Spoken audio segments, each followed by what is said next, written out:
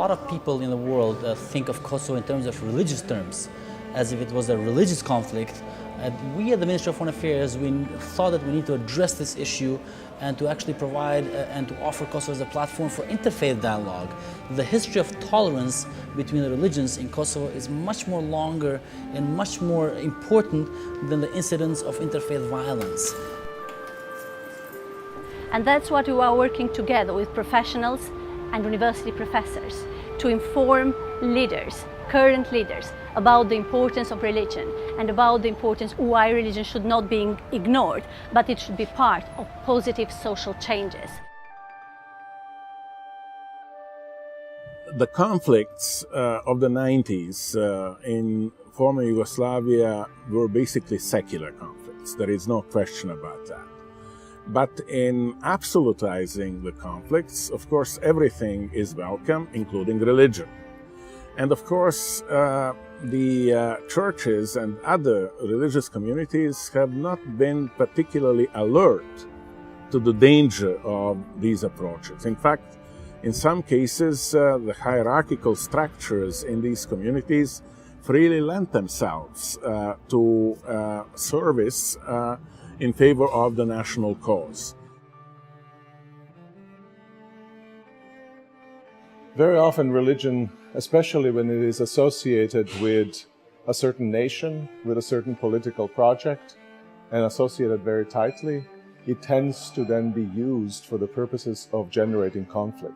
Almost no matter what the precepts of religion are, once religion is identified with politics, it almost inevitably ends up being an instrument in conflict when conflicts are about brewing, about to happen. It was unacceptable what religion doing and in churches, institutions, especially in the Balkan. They started in 1991 to function as a military formation institution, not as a religion holy place. And it was horror what they are doing in preparing people for ethnical cleansing, war crimes, genocide. So the responsibility of church in post-conflict period is bigger here than other parts of the world, because religion takes its own responsibility for the bloody war among us, you know. There are many examples of this sort of thing where specific churches have become a part of the war effort. This has to be confronted. And it can be confronted only within communities. It cannot be done from the outside because it will have no good effect. So what we are discussing here in Prishtina at this particular conference is not just aspects of religion in the Balkans, but how these various traditions can contribute to reconciliation that perhaps is not possible through secular means.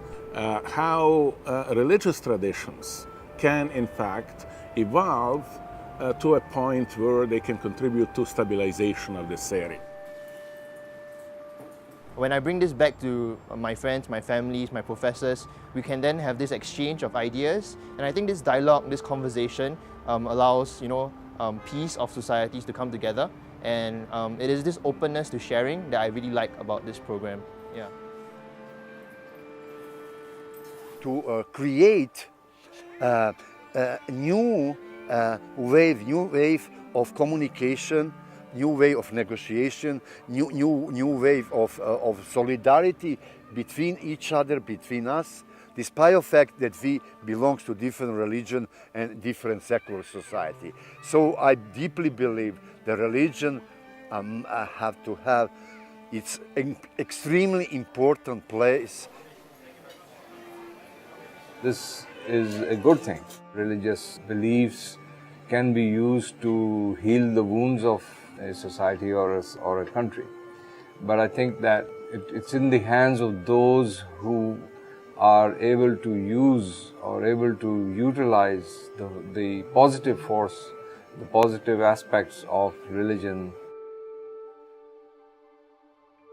Yeah, often people think that religious people are not open for arguments. And assumption for many people is, well, religious are irrational. People just believe what they want to believe, and therefore arguments cannot reach people.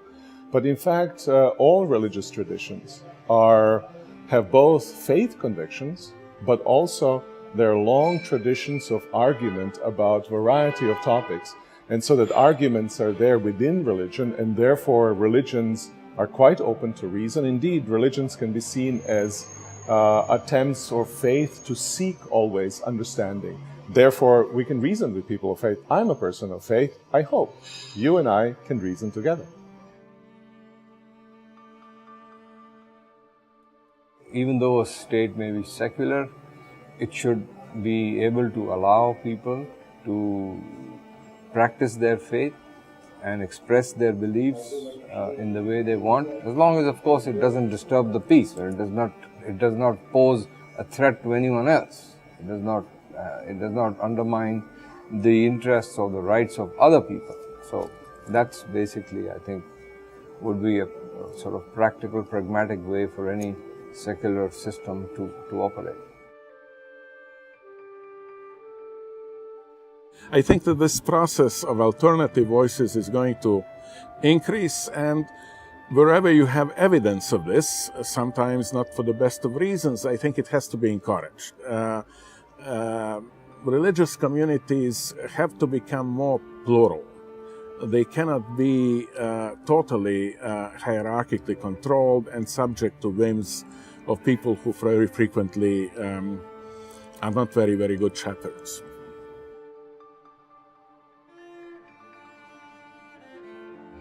Yeah, I think the religious institutions have to understand that they don't have the monopoly on the public space.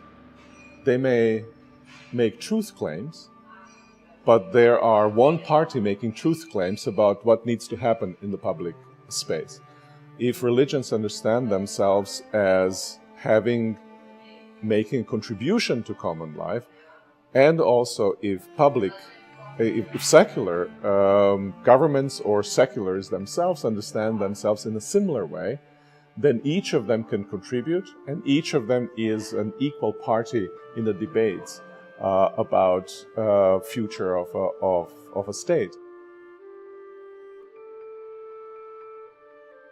21st century, for me, I'm deeply believe in it, will be first century when religion people and secular people come together, start to work together on the future of our nations and our country. So for me, the period which are coming, we can call it post-secular Kosovo, post-secular Balkans, post-secular world. This is period when finally religion come back against to the public life.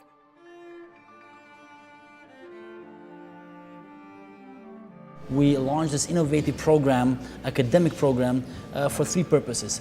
To bring academicians, young people to Kosovo, to see Kosovo and to become part of our network engaged interfaith dialogue. Secondly, to make sure that some of the prejudices which are out there about Kosovo slowly start to be eradicated. And thirdly, that we also help the local communities in Kosovo learn more from the best practices in interfaith dialogue from abroad in order to influence and to help the local debate on the issues of religious freedoms.